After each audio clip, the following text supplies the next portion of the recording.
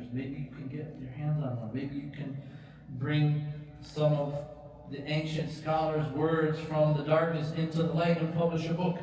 Right? These are how these books get published. This is how, right? How did the Quran get then printed into the form that it is now? From the original manuscripts, from the Prophet Muhammad, from Abu Bakr, from Uthman, right? The books of the scholars of the past, right? From the manuscript form to printed form. And the work that has to go into to bring these manuscripts into the light is amazing. You can't even imagine until you see a manuscript yourself. Then that will enable you to appreciate books even more and the work that goes into putting a book together. Like writing a book in your own language, in English or Arabic or Urdu or whatever language you speak, is pretty easy. But imagine taking a book which was written 700 years ago. Now, mind you, the writing of somebody 700 years ago is probably a lot different than what it is now. The abbreviations, punctuation marks, and things like this, right? So you'd have to dive back into that century, look at how did they write the ba, how did they write the ha, how did they write the noon, how did they write the ta, in order to figure out what they were saying. Because remember, the Quran al-Kareem, when the Quran was originally revealed, did it have fatha, dhamma, kasra on it? No. Even some letters didn't have a nukta for the ba, the ta, the noon, and things like this. That's why it was passed on verbally from the Prophet Muhammad to the companions, from the companions to the tabi'een. So many of the manuscripts that have been found confirm, that this poem is actually authentically ascribed to Shaykh Islam Ibn Taymiyyah. So the second opinion, held by two scholars, Shaykh Uthaymeen, rahimahullah, he mentions that it needs to be proven that it is his statements. And Shaykh Bakr Abu Zayd, in his book that he wrote, المداخل إلى آثار شيخ الإسلام ابن تيمية وما لاحقها من أعمال, he also said, right, that it is not authentically ascribed to Shaykh al-Islam ibn Taymiyyah. That's the second group of scholars. Third group of scholars took a neutral position and mentioned that there needs to be more evidence gathered to prove whether it is correctly ascribed to Shaykh al-Islam ibn Taymiyyah or not. From them, Shaykh Abdul Karim al-Khudair, right, Shaykh Ali Imran, who worked side by side with one of these teachers that I mentioned, Shaykh Uzair al-Shams. He said the brother Khalid al-Muhaydan distributed and printed the text based upon several later handwritten manuscripts, where he mentioned some proofs establishing its ascription to Shaykh al-Islam. Even if I don't agree with him 100%, it is something that needs some deep thought. Then after some time, I came across another handwritten manuscript of it that was in a bunch of other fatwa of Shaykh al-Islam with the handwriting of one of Shaykh al-Islam's nephews with the date 762, which was in great condition and extremely valuable and rare. However, he did not confirm that it was ascribed to Shaykh al-Islam ibn Taymiyyah. So in order to come to a clear conclusion, we must gather up more supporting evidences and proofs to either deny or affirm its ascription to him. End of this quote. In conclusion, its ascription, this poem, to Shaykh al-Islam ibn Taymiyyah is not unanimously agreed upon. However, the contents of the poem completely agree with the creed of Shaykh al-Islam ibn Taymiyyah in many of his other books, as well as such as Aqidah al-Wasatiyah and others. It is also extremely beneficial and conforms to the creed of Ahlul Sunnah wal Jama'ah, which Shaykh al-Islam ibn Taymiyyah believed and followed. Is that clear? So we mentioned the differences of opinion amongst the scholars, about them ascribing this poem to Shaykh al-Islam ibn Taymiyyah. So see, even amongst them, right, what the last Shaykh said, Shaykh Ali Imran, right, even though he disagreed, right, look at the manners and etiquettes that he had with those who he disagreed with, right? He didn't start calling them names and slandering him and saying, you're Dajjal, you're misguided, you're off it, you're this and that, right? He says, even though, right, I don't agree with him 100%, it's something that needs more deep thought. So this is the way of the scholars, this is the way of researchers, right? That they look into issues, they study issues, right? And they don't attach themselves to personalities, okay? They attach themselves to what? To the texts, right? What is the core of the issue? Is it ascribed to Shaykh Islam or is it not? According to my research, right? According to my studies, I think it is. According to his, he thinks it isn't. We move forward, alhamdulillah rabbil alameen, right? And we benefit. So, let's go over the biography of Shaykh al-Islam Ibn Taymiyyah, rahimahullah, who this great poem is ascribed to. Who was Shaykh al-Islam Ibn Taymiyyah? Okay? His name is Ahmad ibn Abdul Halim ibn Abdul Salam. Okay, and what does Taymiyyah mean? Taymiyyah, so those who have the electronic copy, there should be a footnote. Am I right or wrong? What does it say? What is the meaning of Taymiyyah? Or where does the word, what is the root of Taymiyyah? Tayyim. What is Tayyim in Arabic? Tayyim means deep love, affection. Okay? So his kunya, okay, he got his name Ibn Taymiyyah, okay, because some say that one of his ancestors performed Hajj through the route of Tayma, okay? Through the route of Tayma, okay, on the road of Tayma, and he saw a maid there who had come out of a tent. When he returned to his homeland, he found that his wife had given birth to a daughter, and they raised her up to him, whereupon he said, O Taymiyyah, O Taymiyyah. In other words, she resembled the maid he had seen at Tayma on his way to Hajj. It is also said that the mother of his grandfather, Muhammad, was named Taymiyyah, and thus he came to be ascribed to her. He was born in Haran, an old city within the Arabian Peninsula between Sham and Iraq. Where's Sham? The land of Sham. Syria, Palestine, Lebanon, Jordan, okay? On the 10th or 12th of the month of Rabi' al-Awwal in the year 661, Hijri. He later fled at a young age with his family to Damascus because of the terrible conditions of his homeland and those surrounding it as a result of the occupation by the Tartars. Who were the Tartars? The Mongols, right? The Mongols. His family was renowned for its knowledge and stature. Both his father and grandfather were people of scholarly repute.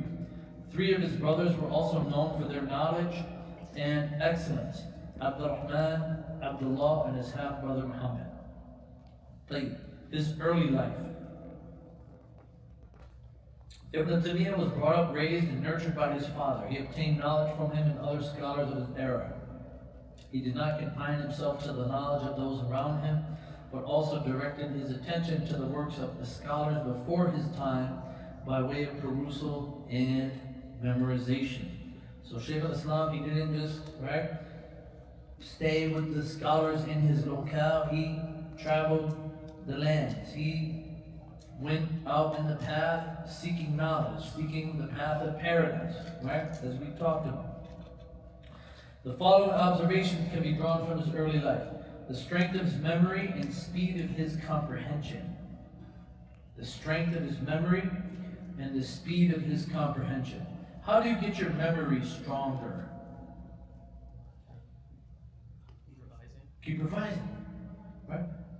If you're exercising, right, and you want to bench press 315, and you've never worked out before, can you go into the gym and put 345s on each side and bench 315? And that's, mashallah, Allah creates you with strength like that, right? What do you need to do? Work out. Gradually, right? Start off with, the bar. Right, shit? Like me, man. Right at the bottom. Put a 25 on, right? Do 10. Put a 45 on. Put, a 45 and a 10 on. 45 and a 25. Then 2 45s, right? Then you build up, right? But that's going to take how long? Maybe 6 months, right? You train yourself. You train your muscles. Same thing. You got to train your memory. Train your brain. Start off, right? If you're not used to memorizing, start off memorizing one ayah a day. Say, look, after every prayer, I'm going to read this ayah 3 times, right? Before I leave the masjid. After every prayer. Do that every day. Every day you'll have, mashallah, 7 ayah a week memorized, right? That's, the last surahs of the Quran, that's a whole surah, right? Half a surah for some surahs, right? Then second week, increase 2 ayah. Next week, 3 ayah, 4 ayah, 5 ayah, until you're gonna find that your memory is gonna be stronger, it's gonna be trained now, right? It's gonna be stronger. The same effort that you put in the first week to memorize 1 ayah, after 2 or 3 months, you're gonna be able to do 5, 10 ayah a day, easily like that. Okay? That's how memorization works. Okay, you gotta build it up. You have to work your memory out, just how you work out your muscles. Okay? Secondly, his strict observance of time from an early age. What is one of the reasons why Shaykh Islam ibn Taymiyyah, his books, right, still remain till today? Right? His remembrance still remains till today because of his strict observance of his time. He didn't waste time on whatever the things that people waste their time on, right, during his time. Different than our time today. What do the majority of us waste our time on? Social media. I was just telling a brother, if one of the scholars, was asked, somebody came to one of the Shaykh and they said, Ya Shaykh, how were the Salaf with the Quran? What was the relationship of the Salaf, of the righteous predecessors, the Imams, the scholars of the past, Sufyan al-Thawri and the companions and the great Imam? How were they with the Quran? He said, just how you guys are with your phones.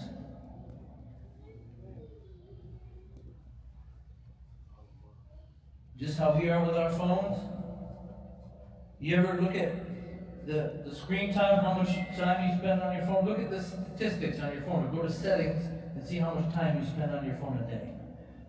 That's how they were with the Quran. Just how we pull out our phone every 10, 15 minutes, that's how they were with the Quran. Boom, boom, reviewing. Oh, what's that verse? What's that ayah? Oh, I gotta remind myself. Boom, oh yeah, here. I'm sitting with the brother reviewing Quran. That's how they were with the Quran, just how we were with our phone. That's why, right? They were memorizing that Quran like that, and the Quran was like, come like that, easy, quick. And that's why a lot of us, may Allah help us, right? We forget easily now, right? We forget easily. We forget quickly, okay? Because of our relationship with the Quran and right, their relationship with the Quran was different. So our relationship with our phones is like their relationship with the Quran, as Allah help us. So his strict observance of time from an early age, which later led to the rest of his life to be filled with actions such as jihad, fighting for the sake of Allah, teaching, commanding the good, forbidding the evil, writing books and letters and refuting opponents.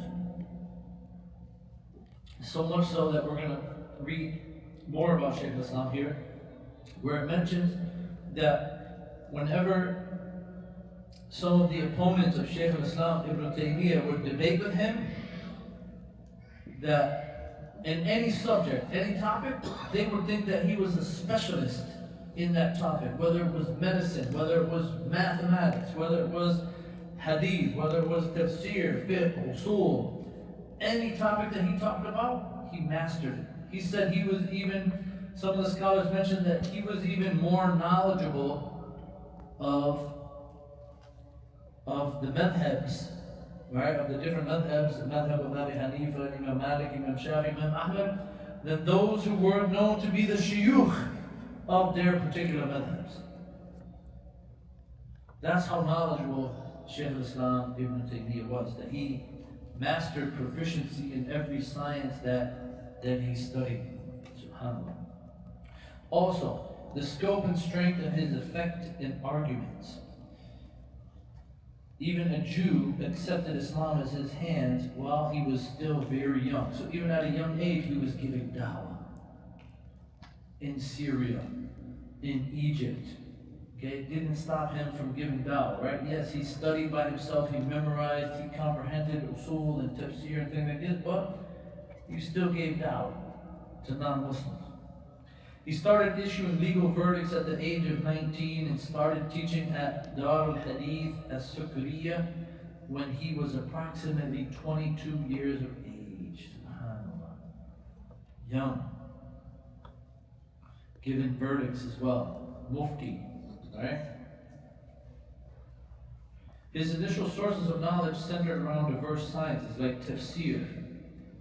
They say about Shaykh Islam Ibn Taymiyyah that when he would talk or give a tafsir lecture or write about tafsir, some of the scholars mentioned that he would have at least 20 books of tafsir open in front of him before he would give a talk or lecture about tafsir. How many books of tafsir do we read before we talk about that? One, tafsir Maqdir, and we even read the summary, right?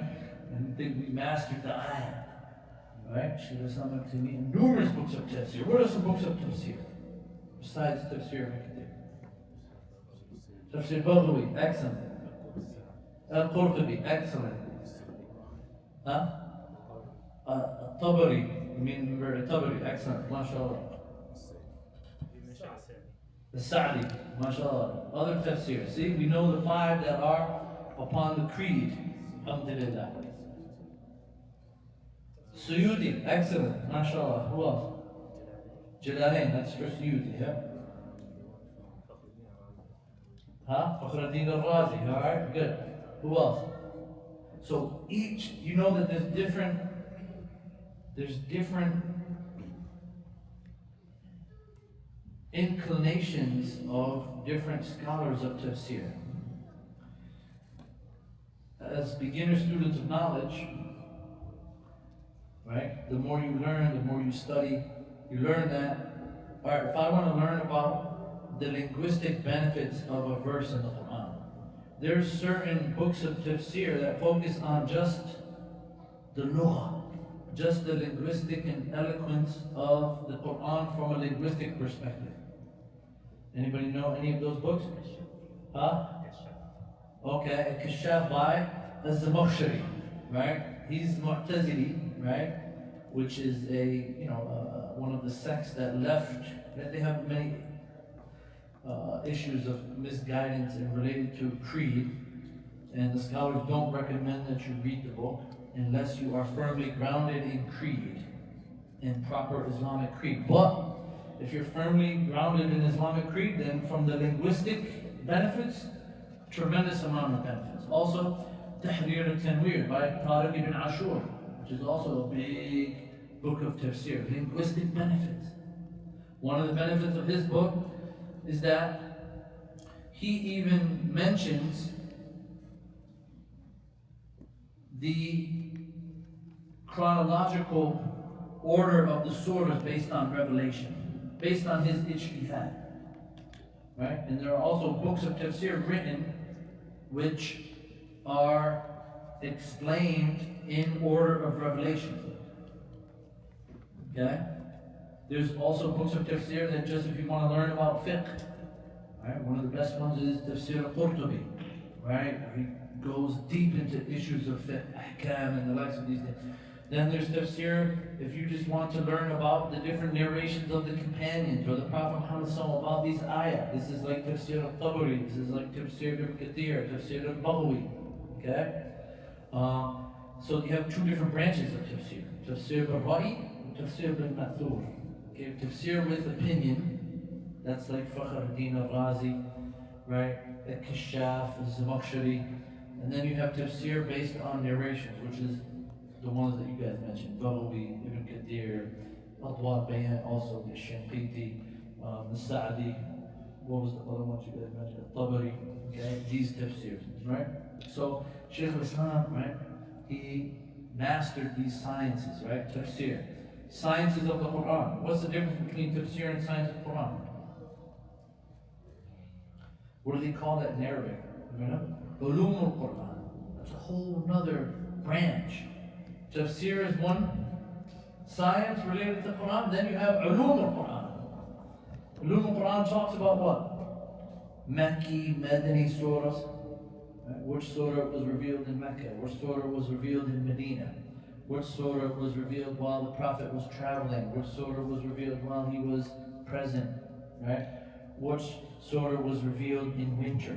Which surah was revealed in summer? That's how deep the scholars of Ulum al-Quran go into it. Right? Asbab al-Nuzul, the reasons, causes of revelation of different verses and the likes of these things. Right? They talk about why these verses were revealed. That's all related to Ulum al-Quran. Right? And Nasikh wa Mansukh, abrogated verses and abrogated verses. Okay, that's all related to the Quran. The Sunnah, okay, then the Sunnah. He also studied the Sunnah. 6 books. What are the 6 books of Hadith? Bukhari, Muslim, Abu Dawood, Tirmidhi, and Nasa'i, Ibn Majah. Which one's the strongest? Bukhari? Yeah? Sure. Why? How? Because it's straight from Rasulullah. What about Muslim? No, the rules that he consider to Ahsan. the hadith is very strict, even more than Muslim. The difference is like a Bukhari was strict on that the 2 people taking hadith must meet each other, but Muslim just happen to be in the same time. Excellent, mashallah. So I asked the brother for the sisters, I'm reminded now. I asked, you guys heard the question, I asked the brothers which book is the strongest of the 6 books of hadith. The brother, he said Sahih Bukhari. So I asked him why.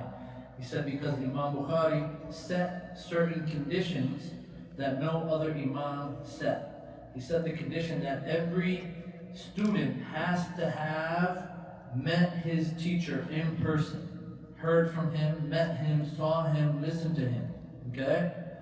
Imam Muslim, he just put the condition of the possibility of them meeting. They might have lived in the same era, like I lived in Maryland, but Isa lived in Ohio. Right? There's a possibility that we met, and the only way that anybody would know that we met is if we established something that said, I met him and I met him.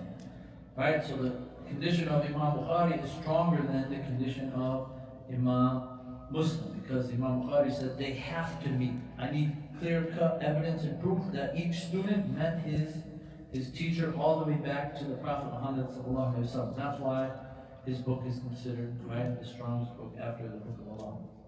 So I think you guys are gonna call it an end? Okay, in 30 seconds. So, all right, let me finish this paragraph. Wait for me, Isa. Let me just finish this paragraph. So the 6 books. Let me just finish this paragraph. Musnad Imam Ahmad, Sunan al-Darimi, Mu'jam al-Tabarani, Sciences of Hadith and Narrators, Fiqh and its Usul, Usul al-Din and Sex, Language, Writing, Mathematics, History, and other subjects like Astronomy, Medicine, and Engineering. So Shaykh Hassan ibn Taymiyyah, he wasn't just a scholar in Deen, a scholar in every science. That's why anybody who debated him, anybody who knew him said that, wow, he's a professor in engineering, he's a professor in medicine, he's a professor in tafsir, he's a professor in hadith, right? This is quite evident from examining the works he later authored. Any topic he tackled and wrote about leaves the reader thinking that Shaykh al-Islam ibn Taymiyyah was a specialist in that particular field. And we'll stop here, okay?